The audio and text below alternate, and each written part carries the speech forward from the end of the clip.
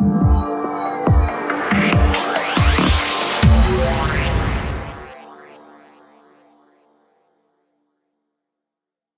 name's Warren, I'm from Kurupt Media. I'm here with Gabriel Curran, the lead man from ALLFLAWS in Bristol, UK. So how are you today then, Gabriel? I'm good, just enjoying the sun. Don't get much sun in Bristol or UK, so when it comes out, you need to lap it up. Absolutely, get the vitamin D in. Vitamin D, definitely, yeah. So yeah, I'm good. Cool. Cheers. All right then, so I know, maybe the first question is a bit off the wall. Possibly a wee bit difficult to answer, but we'll try it anyway.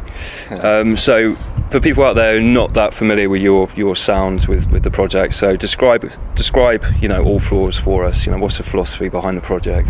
Philosophy behind the project? That's a tricky question. Well, obviously it's about music. Music's the primary drive and focus of the project, and that's always been about the music, but I think other things come into play. I think it's also about the visual side of it. It's about the videos. It's about the graphic design. So the whole package. Yeah, it's about how the interaction between all those things. So it's an amalgamation of the design and the videos and the music for me, and I'm involved in all those aspects. And obviously, the concepts behind the music and the lyrics. And I think for me that keeps it more interesting. It makes it more of a diverse experience. It makes it more intriguing. And it just keeps me from being bored, knowing that I can sort of have a little dabble in each of those Absolutely, yeah. So, yeah. Cool, okay. So, have you got any past or current, what are your past and current influences then? Well, musically or politically or whatever? Musically, I'd definitely say bands like 9 Inch Nails, without a doubt, in the industrial sort of genre, and Gary Newman and Throbbing Gristle, a band called Frontline Assembly, all these sorts of bands which are probably around in the sort of late 80s and early 90s, especially the 9 Inch Nails stuff. And I'd say that band in particular have highly influenced what I've done. And I'll say other bands like Nirvana, Pink Floyd, a lot of the Manchester bands like Happy Mondays, Stone Roses, all that sort of stuff. I mean, I can just name loads of bands. Go on and on. But I'd say, and obviously you've got the electronic stuff. I've got dance music, acid house. I've got the trip hop thing. There's the rap influence from bands like Public Enemy and all the '90s hip hop. It really goes on and on. There's so many different bands, so many different albums, and even there might even be sort of one song which I might have listened to at that particular time, which might really influence me. So it's just a huge melting pot of different ideas, which come to me. And so you've got quite deep and dynamic lyrics, which obviously have a lot of various different influences. So tell us about your various influences that affect your sort of lyrical content. The obvious thing would be to say it's political, but that's one of those words which gets bantered around about different artists. You're a conscious artist or a political artist. I wouldn't say I'm a political artist or even a conscious artist. I'll just say I'm someone who puts across I put across my idea, I get it out there through the lyrics, and you could say it is political because it's talking about issues which are going on. For me, it's just about your point of view, that's all it is. And I try to, when I'm doing the lyrics, try to pick other subjects and different things. Maybe it'll be a book I'm reading, it might be an artist, or a film that I'm interested in, or it might be a world issue. It could be anything, but I like to try and keep it mixed up and just keep it interesting, once again. Absolutely. Otherwise I'll just start rapping about women and sex and yeah. So okay. Usual shit, basically. Yeah. There's nothing wrong with that, by the way. Talking about women and sex, blah blah blah, but it can get a bit tedious. So. Indeed. All right then. So how can you see your music evolving over the next couple of years? It's difficult to predict. Difficult to say. I suppose I'm just trying to live in the present and live in the now and concentrate on what I'm doing in this moment. Obviously, I want to evolve. I want the music to progress. I want it to get better. I always want to get better because I'm very critical of what I do and how it comes across to people. So I don't know. I really don't know how it will evolve. All I know is I want the material to get stronger. I want the production always to get better, and the lyric writing and the concepts. And I think you have to be critical of yourself, and you have to try to sort of step out of your own little bubble and look back at yourself and say, look, is this where I want it to be? So that's my main objective, is just to keep pushing it forward and get better, really. That's it. Indeed, yeah. So tell us a little bit about your current project then. So I understand you're working on a new album. I am at the moment, yeah. I mean, I did an album last year which was called Versus the Soul, and that album really was very chaotic. It was very fragmented. It was quite neurotic sounding.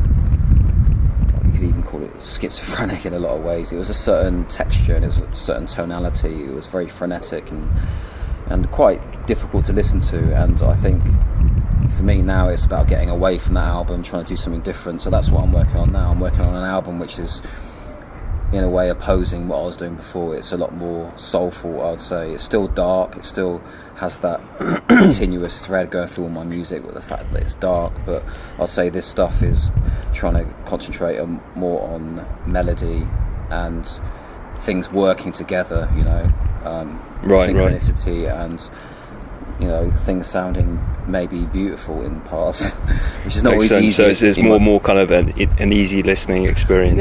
Yeah. I suppose it's a horrible thing to say. Easy listening. It always seems to conjure up weird kind of ideas. Well, not in a way. It sort of plays music down. When you say something's easy listening, it makes it sound a bit soft. I would say it's still pretty hard sounding. Still has the sort of the dark edge. Yeah, it's definitely grimy and dark, but I suppose I'm just trying to do something which is more about melody and things working together, and as opposed to the sort of discordance of the previous stuff. So that's what I'm working on now. Okay. It's a new album. I'm planning to do a double album, which I've never done before. It's only because at this present moment I seem to have a lot of material. It seems to have come out quite freely.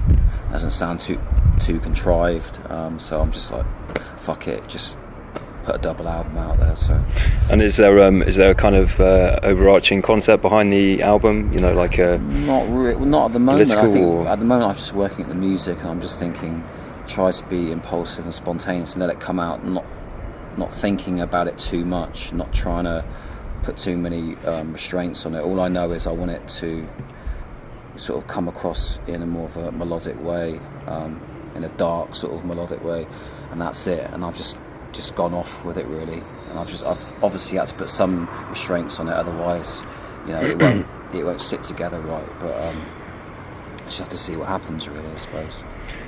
And yeah, so have you got any projects lined up for after this album's released? Anything new in the pipeline? Well, I suppose it's just like, it's just doing one thing at a time, and this album's underway, and it's gonna, obviously the duration of the writing process can be pretty unpredictable, but I'm thinking, just get this album done. I want to make sure I'm really, really happy with it before I release it and get into the promotion side of it, doing the videos, and then when that's done, I'm going to be working on an industrial album. This is kind of looking quite far into the future, but I'm going to work on an industrial album. I just thought I really want to do something which is completely, once again, getting away from the album I'm working on now. So it'll be all about being very hard and abrasive, quite sinister and aggressive, maybe a bit more conceptual, a lot more in your face, a lot shorter. And I'm planning to work with an artist in Bristol who's a producer called Submantics, works under the name of Submantics.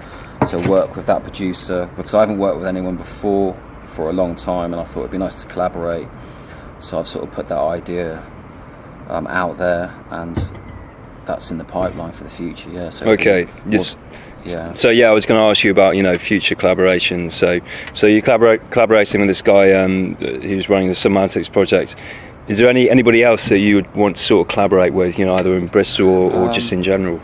Well, obviously I'm going to be collaborating with this artist called Submantics, but obviously if I was to work with Any artists? You mean any artists?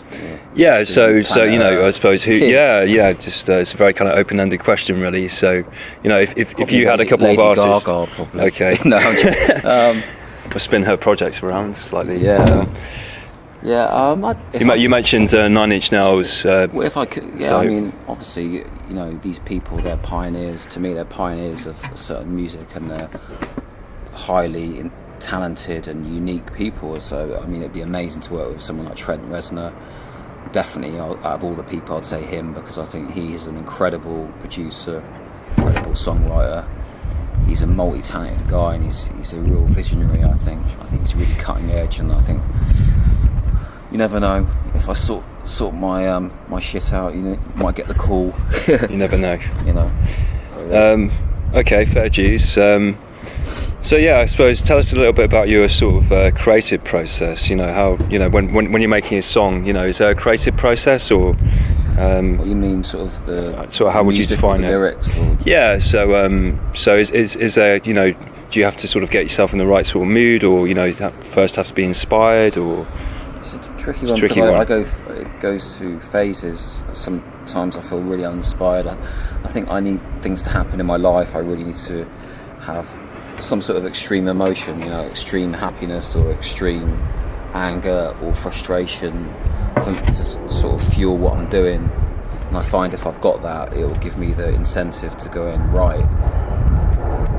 So yeah, and generally I start with the music first. I think if I've got the bass and the platform of the sound there, and I've got the mood and the setting, I can write the lyrics on top of that. So it's mainly about just really getting yourself in the mood, and sometimes having a break from it and starving yourself of doing music. I find by doing that, it will give you the hunger to want to do it. You know, I think if I'm just doing it all the time, I'm doing nothing but music, then I don't have any desire to do it. So I need to just get away from it for a few months. Right. Okay. That will give me the experience and like I say, the hunger really to want to do it. Indeed, yeah. So how can you see the sort of electronic music scene evolving? That's probably quite a hard question as well. Probably But, disappear up its own arse. or you know, just the music industry in general. Well, it's a tricky one because it's gone through this whole sort of transitional period with the internet. You know, obviously it was all about record sales, CDs and vinyl, and we've moved into this internet era, I suppose, and I think it's got some real pros to that. Obviously, the fact that you can proliferate your music to a massive audience without having to press it onto CD and all that sort of stuff, I think that's a really good thing, and I think that's going to continue in that vein. Gives the artist more autonomy. Exactly, and I hope it does continue like that, because that's how I've got my music out there. I've propagated my music through the internet, really. I haven't done it through the traditional methods of like pressing up loads of CDs or vinyl, so I want it to continue the way it is, and I hope it does continue like that. But to actually sort of have an idea of where it will be, say 5 to 10 years from now, I really haven't got a clue. Or I would say, you know, the only thing I can see is that it will become more audio visual, so I think the visual aspects will have more of a play within music consumption. But apart from that, I just don't know. I mean, it's one of those sort of burning questions, and you'd have to ask someone who's probably working at Apple or something, because they're probably dreaming up something now, and they're probably, you know, cash in on it. So Okay. but I think the most before you go to the next bit, but I think the most important thing for me and any of other artists is the fact that you can just get it out there. As long as there's no regulation on it and we can get our music out there via the internet and it's not regulated, then that is the most important thing for me personally, and I'd hope that will continue. So okay. So would you have any advice then for, you know, newbie artists or producers wanting to get, you know, initial hook in the industry and, you know, Advice. produce music and get some stuff out there, you know? My advice: get a sawn-off shotgun. My advice would be to learn the industry. I'd say, you know, learn about your craft and become good as a lyricist, producer, instrumentalist, whatever you're doing. Get good at that. That's the most important thing, is you're good and you're passionate and you're driven with the creative side. But also, I'd say once you're engaged with that, learn the business and the industry, because there's a lot of, you know, So fuckers sort of who- how to market yourself.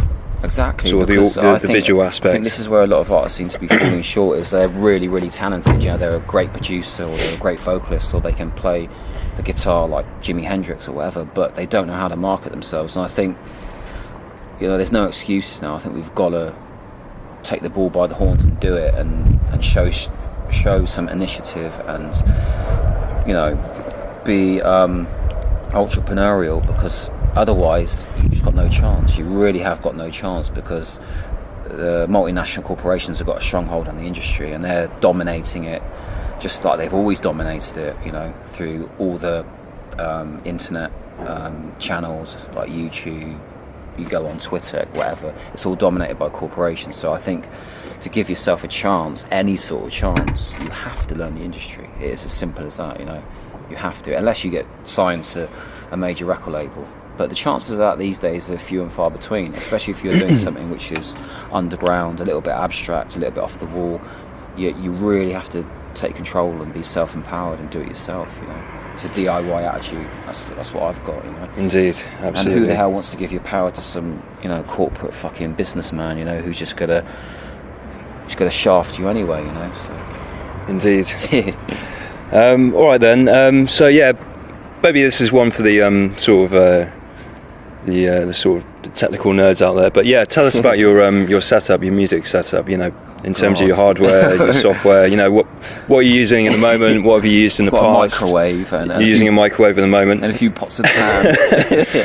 So yeah, what's your current setup? You know, what stuff have you used before? You know, have you used a lot of hardware, software? You know, started out definitely using lots of hardware and analog equipment. Definitely, that because when the project started initially, it was still in that sort of non-internet phase, I suppose you could call it that. It was more about hardware. Definitely got more into the sort of, you know, into the world of the computer.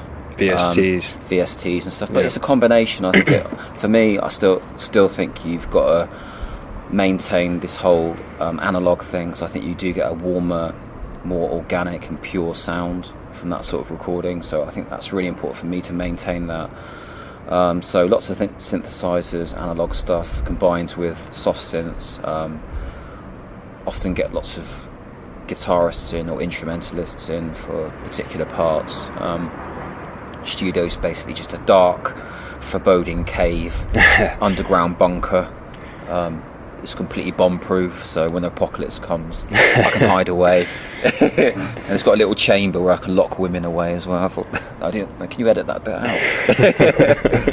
Yeah, so it's good, yeah.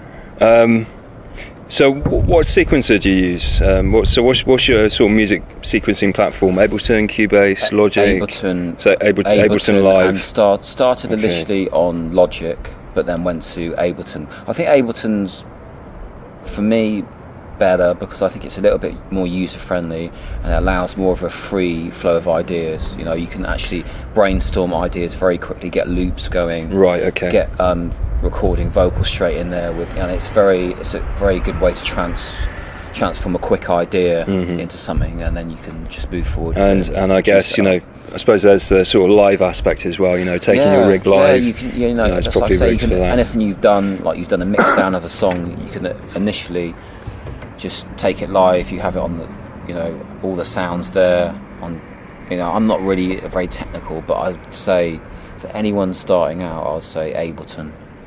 I don't know much about Cubase and Logic, but I'd say definitely if you're more of a person who's starting out in music and you want to get ideas out quickly, you want to brainstorm ideas and you want to take it to a live setting, I'd say Ableton's the best for that. Right, okay. Without a doubt, yeah.